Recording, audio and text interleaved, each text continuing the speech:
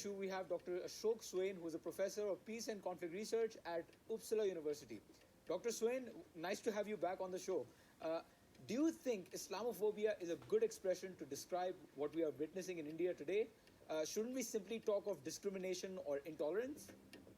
I think it's a combination of all these things, but it's mostly a political project which is being undertaken to create a divide or project this divide between Hindus and Muslims. So it's a whether it has comes from the deep hatred for Muslims or it's a intolerance of certain kind of cultural norms. I think this is very difficult to point it out, but what has come now, particularly since the last 5-6 years, it's a very clear-cut political project which is implemented from the top, and people, those who are part of this process, are implementing it. So whatever you call it, it is a very open hostility towards the Muslims. That's what it is.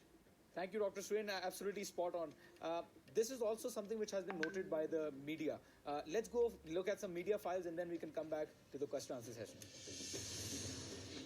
In fact, it has been the largest producer of films for over a decade.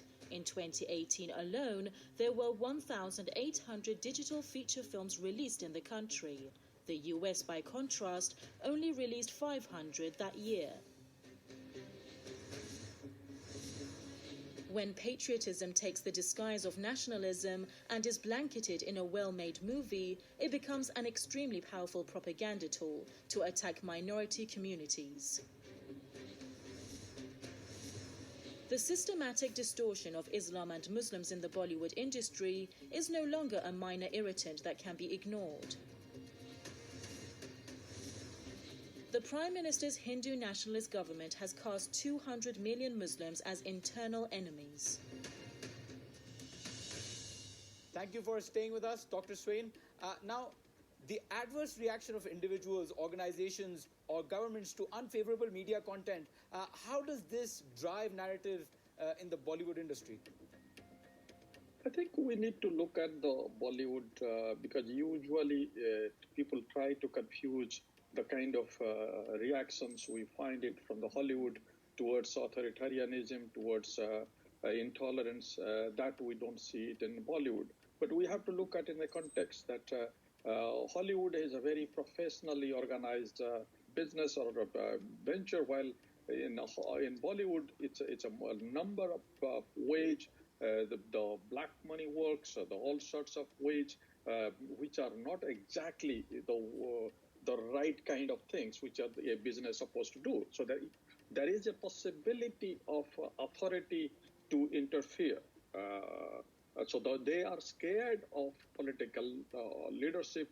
And so political leadership, particularly those who want to really put the pressure on the Bollywood actors or the stars, they easily do it. But of course, some of them don't really take part in it.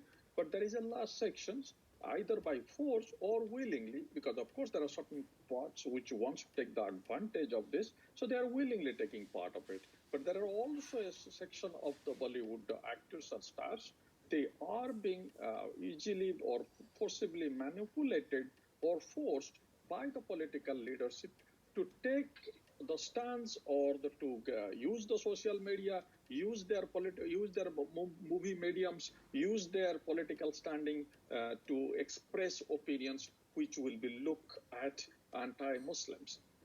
Thank you so much, Dr. Swain. It was very nice to have you again on the show. And you're right about the social media part. So our viewers, please stay with us and look at our social media update regarding what people are saying. And then we can come back to the show.